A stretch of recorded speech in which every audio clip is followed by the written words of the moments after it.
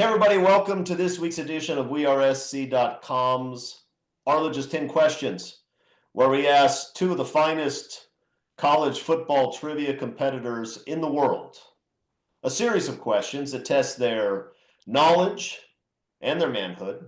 And at the end of that, somebody's going to win and somebody's going to be a big loser. Who was a big loser last week? Was that you, Eric? Did you lose that one? Oh, you need to ask specific weeks? No, that's just a consistent, right? Well, you don't always lose. Sometimes I'm accused. You know what? I'm the Big Ten official for most of Mark's fans on the internet because I get blamed every time he loses one of these. And in fairness, I do cheat. Okay, so let's start with our 10 questions. Let's start with this. And Mark, you start us off. What was the biggest surprise last Saturday against Penn State? Losing at home, the way they lost. I talked about it on Inside the Trojan Huddle. They checked off all the boxes they needed to check. They stopped Penn State's rushing game. USC ran the ball well. They won the turnover battle, but they weren't able to capitalize off of, Penn State's mistakes. Not the fact that they put up 30 points, I guess, is a mild surprise to some people. They actually probably should have had more points than 30. The game should have never gone to overtime. The fact that they lost when they did everything that they should have. The offensive line protected Miller Moss. They ran for 189 yards. They checked Penn State's 200 yards per game rushing average to 118. And they lost. So the biggest surprise, allowing a tight end to catch 17 passes for 224 yards. It was like Utah, just worse. It was Utah on steroids. I didn't think it could get worse in that Utah game. Okay, well, that's his biggest surprise. Eric, do you have a bigger surprise for us? I have a surprise that Mark went with me. Were there 4 answers in that? I know, yeah, I'm still not sure what his answer was. Ultimately, I think he landed on the tight end, but also the home loss, the point score. Look, he was surprised. He was surprised that all that stuff happened. There's lots of surprises. You know, I love a 4-part answer on a question. I want to take all of Eric's answers away, leave him with nothing. That's fun. So I'm going between 3 and 4 different things because I think a lot of that game was pretty surprising in how it played out, actually.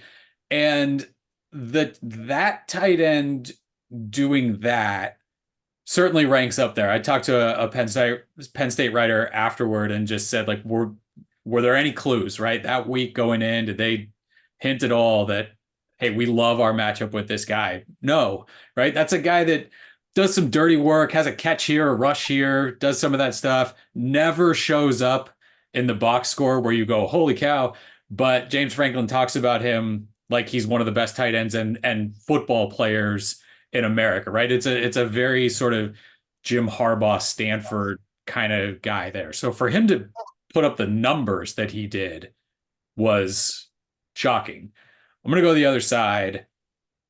And my answer is going to be the USC offensive line running the ball and for the most part protecting Miller Moss, like getting honestly what I think could be considered a win against that Penn State defensive front.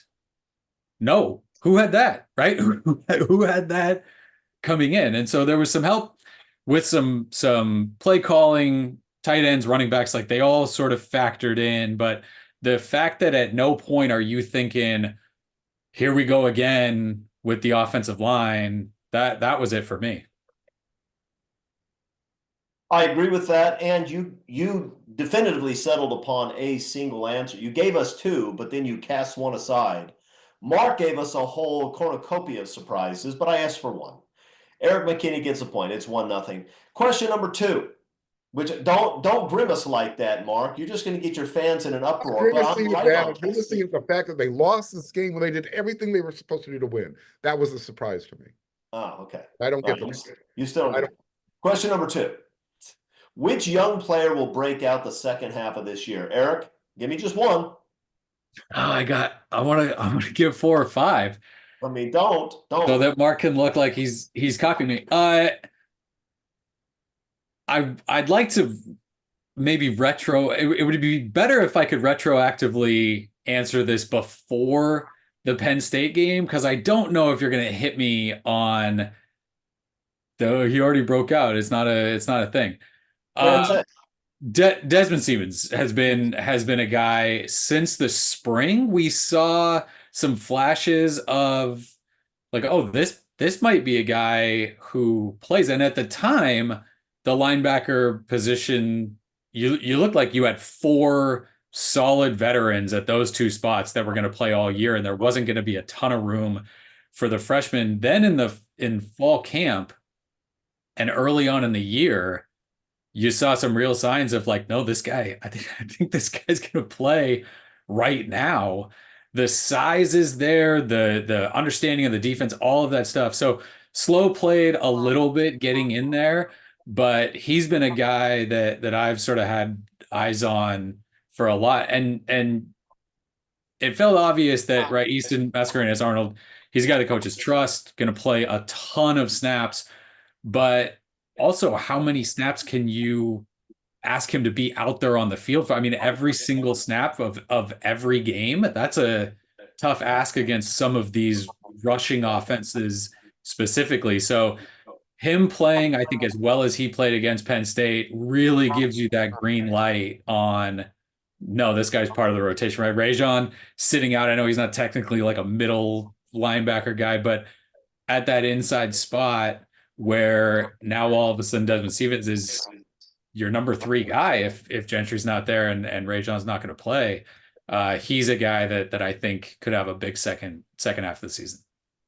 That was a very solid, albeit long-winded answer, and I agree with you. I had him on my short list also. Mark, let's see if you can identify someone else on my short list, or surprise me with somebody even better, which will get you a point. What do you got? So Desmond was on all of our lists. Eric just got to go first. That's true. So I'm going to take the guy that Eric's already kind of kicked to the curb. I think Walker Lyons is going to have a solid second half of the season.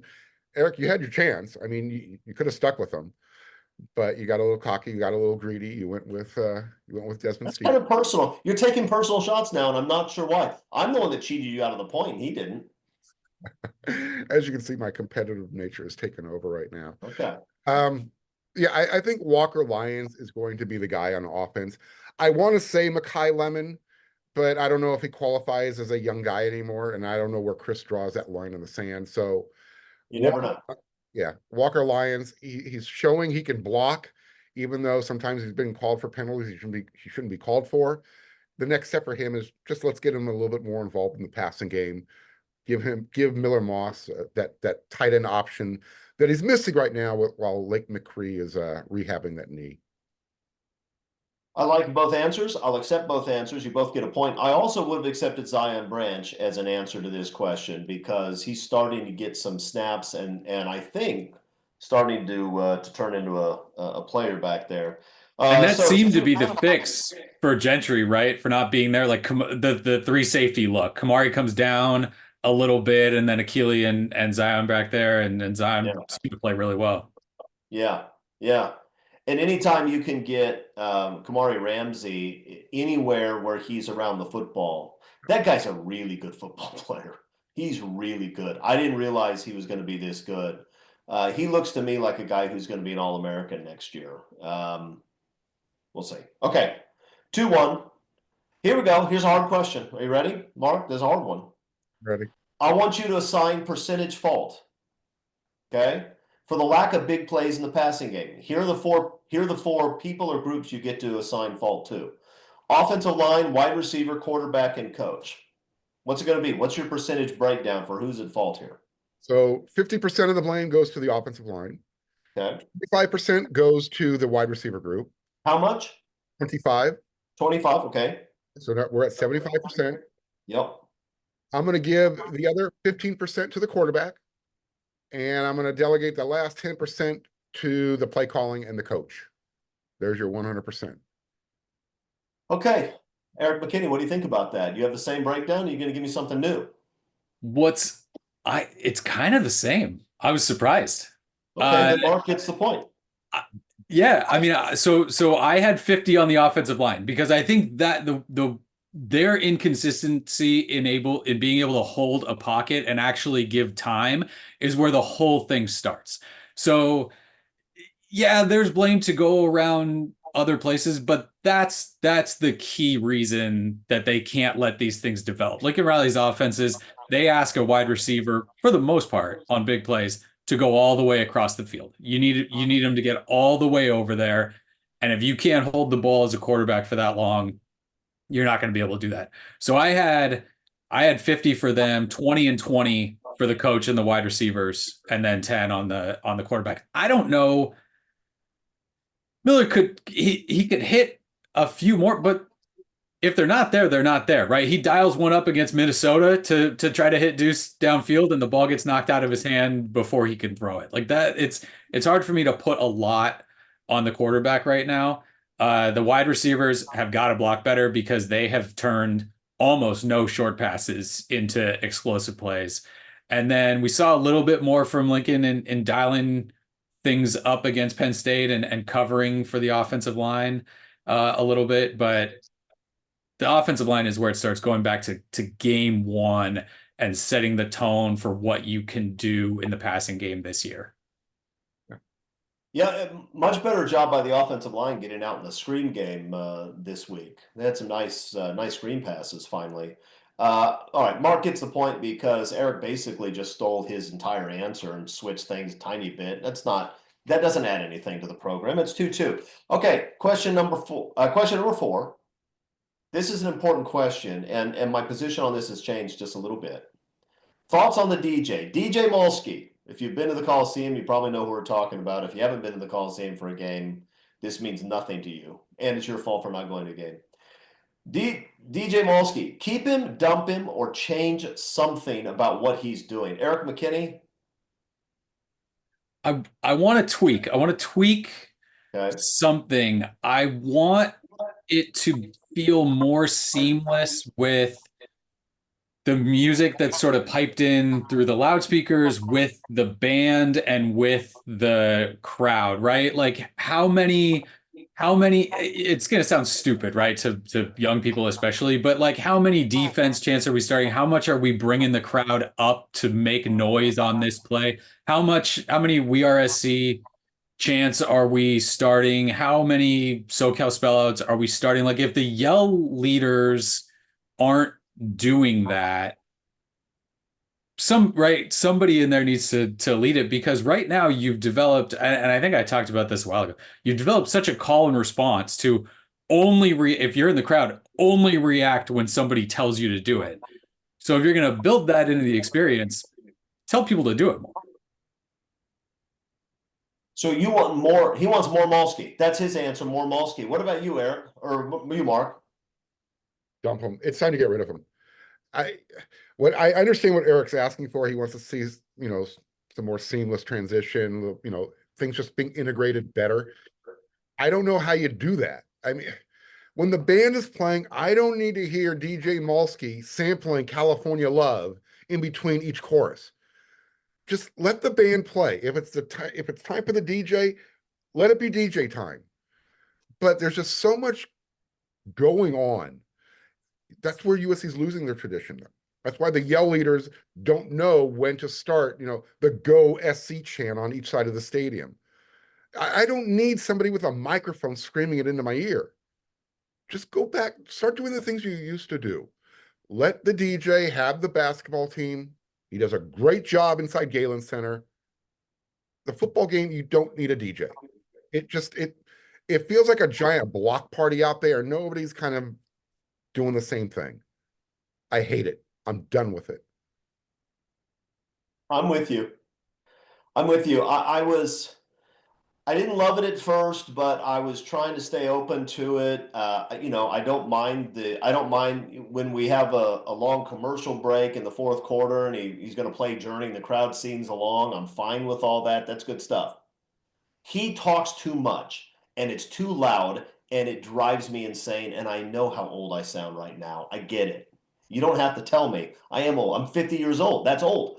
But I'll tell you this much. It ruins the game day experience. It doesn't feel like a USC football game, and I want him to stop.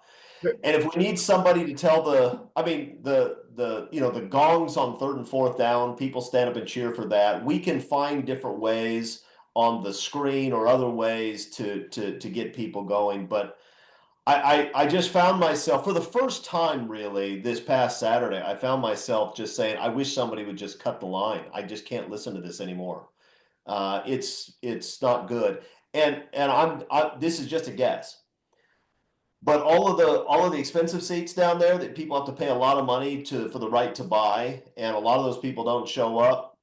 I bet you that's 30-40% DJ Molsky. I'll be honest with you. I think he needs to go. I don't need to hear him screaming at the crowd. The Penn State fans don't want us to do this. It's like, dude, shut up. Yeah, no, I'm done. I'm done. You get the point. 3-2. And McKinney's not willing to commit. He's like, well, I want him to talk more. He said he wants DJ Molsky to talk more.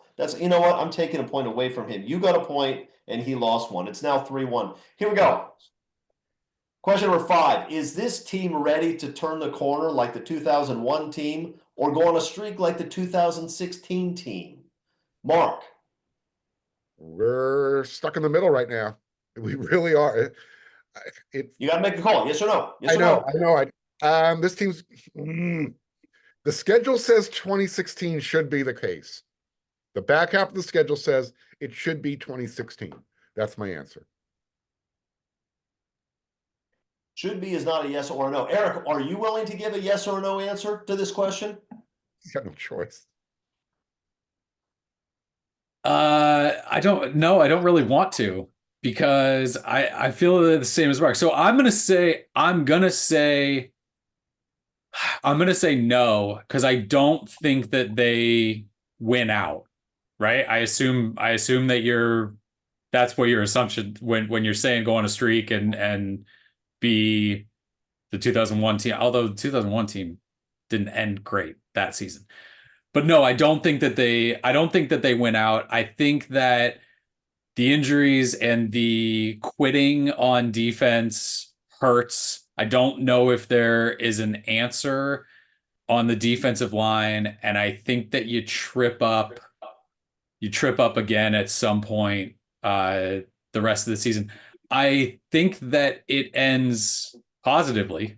I think that, like Mark said, the schedule says, and the way they've played this year, I do think that they continue to improve and they get better and better. But if you're asking me if they win out, I don't think so. Okay. I don't like either answer. Nobody gets a point. It's still 3-1. It's probably the right answer. I mean, if I had to bet a lot of money, I'd probably bet that they lose at least one more going forward.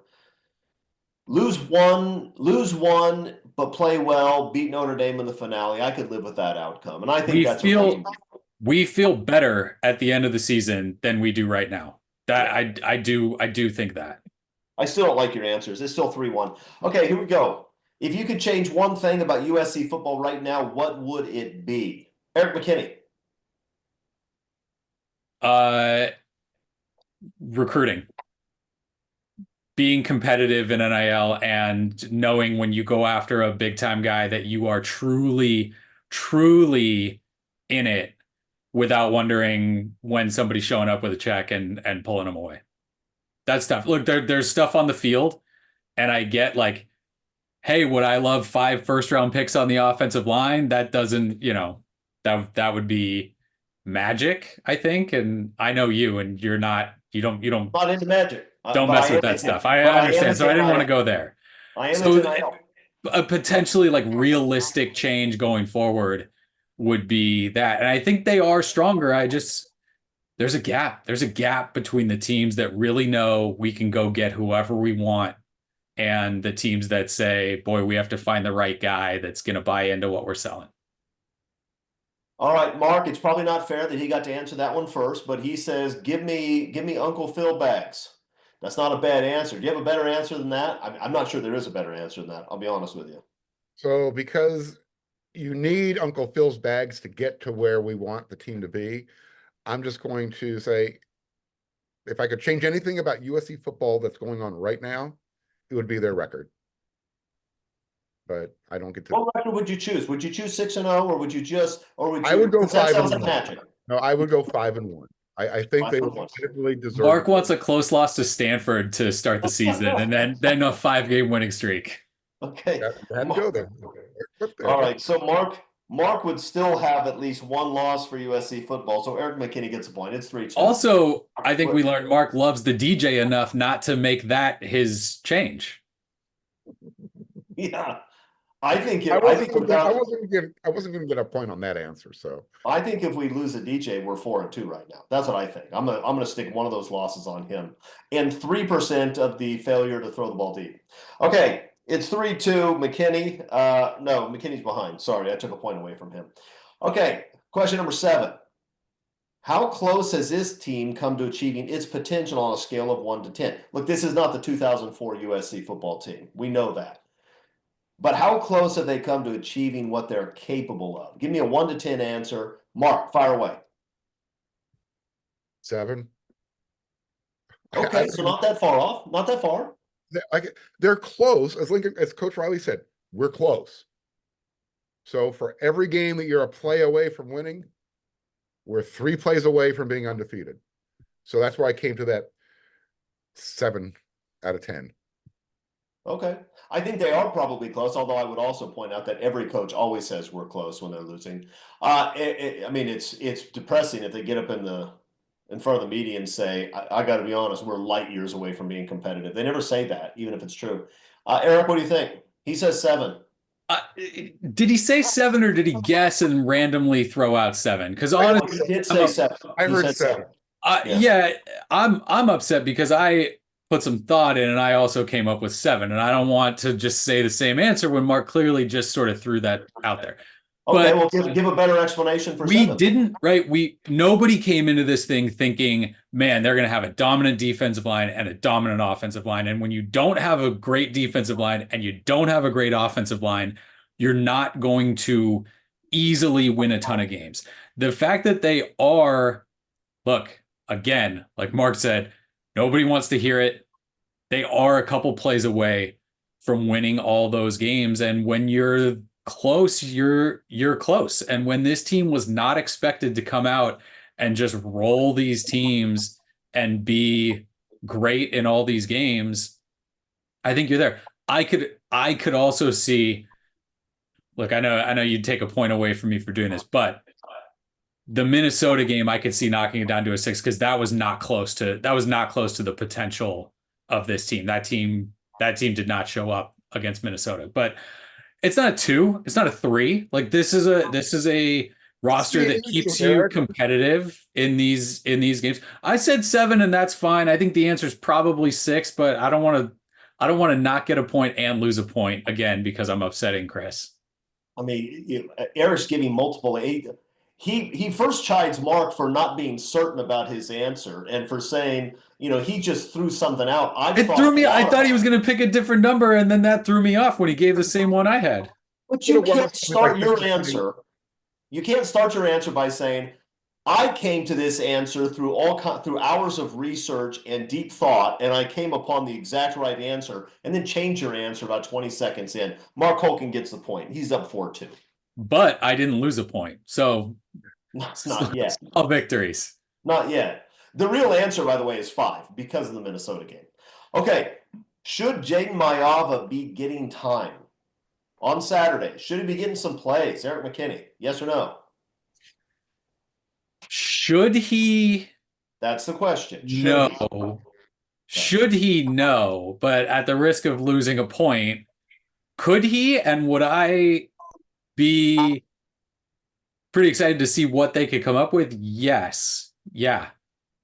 But no, look, Miller Moss has not lost you any games. I think if you think you're finding out what works on the offensive line and he's not getting harassed constantly, I think you're fine if he plays. He has got to keep the read every once in a while. He's got to. We saw him do it against Wisconsin. We know he can. If you're not doing that, then you're hurting the offense. But I think Miller can. I think he can keep that. I think he can pick up yards on it. I don't think that you have to go to another quarterback and whatever that does for your starter's confidence and how the offense is working. So no. Mark, what's your answer? I'm gonna play contrarian here. Yes, he should. And I'm not saying he needs to be getting equal time or trying to unseat Miller Moss. That's not where I'm going with this. But because let's just be honest, we're not making the playoffs this year. You got to start looking towards next season. Let's see what Jaden can do in certain packages. Next, Miller Moss has the opportunity to come back next year. Spring camp's going to be a lot more competitive. You're going to have Miller Moss, more than likely. You're going to have Jaden Mayava, definitely. And you've got Julian Lewis on schedule to arrive in time for spring camp. I think it's time to see what can Jaden do in a USC uniform, in a game. And look, win or lose, what's the impact does it have on the season? Where USC go, maybe what bowl game USC ends up in? I think you got to take you got to start taking the risk of, let's see what we have. Can he handle this type of situation? So should he? Yes. 5 plays, 6 plays, whatever the number is. I think it's time now that the season, those goals that you had, they're probably not within reach. Yeah, he probably should start getting some playing time. The answer is yes, he should. Not because there's a quarterback controversy, not because he should be the starter, but I think you can give him some packages and give the defense a different look. And I do think it's important to get him some snaps because you never know. I mean, if Miller Moss gets hurt, you're going to wish that he had more than his 4 plays from earlier in the season. I think he needs to get out there some, but you need to do it in a way that makes clear it's just for certain packages. We want to try some different things. We want to get him some experience. I think the days are over when you say, well, our quarterback has to take every snap because otherwise you're going to have some sort of leadership vacuum. I don't think that's true. I do think it's true if it's Caleb Williams. If it's Caleb Williams, he needs to take every single snap. But Miller Moss isn't Caleb Williams. I think he should. And Mark is now, I mean, this is just bludgeoning now. It's now 5-2. Okay. I mean, we're going to ask the last 2 questions, even though all the viewers are now gone because this game's out of control. What will USC's record be the rest of the way? Mark Holcomb. 6-0. Didn't you just answer no earlier on the are they going to go on a run thing? Didn't you say no to that? I'm giving Eric a chance. Look, the heart still is the heart. And this team, because of the schedule, I did kind of use a little bit of the Chris Arledge caveat in there. Because of the way the schedule is set up, they should go 6-0. And when you're ending your season against your 2 rivals, and that's really what you're playing for, yeah, 6-0. You disagree, Chris? I'll tell you what I think after Eric answers. I'm not going to help him by telling you what I think right now. That's not fair. I'm trying to be fair. Eric, go ahead. What's your answer? It's 5-1, and it's honestly slightly more towards 4-2 than 6-0. I think that there's still good teams on this schedule. I don't think that they go on a run. There's an injury here or there still coming, and you gotta take that into account. And they just haven't proven yet. The LSU game seems so far away, the way they ended that thing. And what you've seen lately is that they're not going to make the play. And any team that can't rush the passer, that has struggled a bit offensively, although it's looked better, and isn't making those game-winning plays, and doesn't seem to have a guy or guys on either side where you just know, yeah, that guy will save us. That guy's going to do something in this game and put us over the top. That's tough to just say 6-0. I should have gone with 7-0. That I feel like that was the way. I feel like that was the way to go over the top of Mark on this one. Yeah. Well, here's the thing. Mark's answer warmed my heart, but the problem is I know he doesn't believe it because he said earlier that they're not going to go on a run, and having received no new information, he changed his mind. And the inconsistency bothers me. So he's going to lose a point. He's now at 4, and McKinney's going to get a point, which just so happens. Checks in the mail. Thanks, Chris. Which just so happens to make this a 4-3 game going into the last question, which is a 2-point question. So it's amazing how that worked. All right, here's the question, and it's the big one. Has USC solved its recruiting problems? Eric McKinney. No, because solving it means there's a complete fix and it's done. They have solved some of them and they are on the way. It feels better. But is it completely solved? No. If you go down the list of the commits in the 25 and 26 class, there's some players in there. I mean, good, really good, impactful players. Uh, I can appreciate that this coaching staff will find a guy and say, that's a guy. That's a guy we want. And almost every time, especially when it comes to skill guys and really defensive guys in this last class, we've seen toward the end of the process, hey, that guy's shooting up. That guy's moving up, right? Big senior season. Those are the guys that you want. You're not in on enough and landing enough of just the big time elite guys that are not as concentrated on 2 schools, 3 schools anymore. Like, it is spreading out a little bit more. That'll ultimately be when it's solved, is offensive linemen, defensive linemen, the big time. Nobody's can't miss, but some guys are tough to miss. And that's when it'll be solved. Mark, what do you think? Recruiting problem solved, yes or no? Yeah, I'm not going to waste everybody's time with a whole bunch of Eric McKinney blather. No, it's not solved. Period. End of story. No, doesn't matter why. No. You both have the same answer, and you use blather to describe Eric's response, which I like because it's kind of unnecessarily mean. So I'm going to give you the point. You win this one 5-3 over McKinney, and you've been on a run recently, Mark, and I want to congratulate you. You're really coming into your own. You're the breakout player, I think, of Arledge's 10 questions the second half of this season. McKinney, I don't know what to say about you. You're going to have to win some games here, right? Feels lose. I'm feels trying odd to me, yeah, that Mark plays better when USC loses, almost like he's like sucking the energy from the team He's a to curmudgeon. use for himself. He's a curmudgeon, and he feasts on that, and it makes him better. So that's why, and I get that. But McKinney, you've been a lot like USC. You're in the game, and then when you need to make a play at the end, you just can't make it. Yeah. So maybe you'll have a 2001 type turnaround. I don't think so, but maybe. I mean, I don't think so either. Experience matters. Yeah. Yeah. Okay. Well, there you go. Congratulations, Mark. The ticker tape parade is tomorrow, everybody. And that's it for this week. We'll see you all next week. Until then, fight on.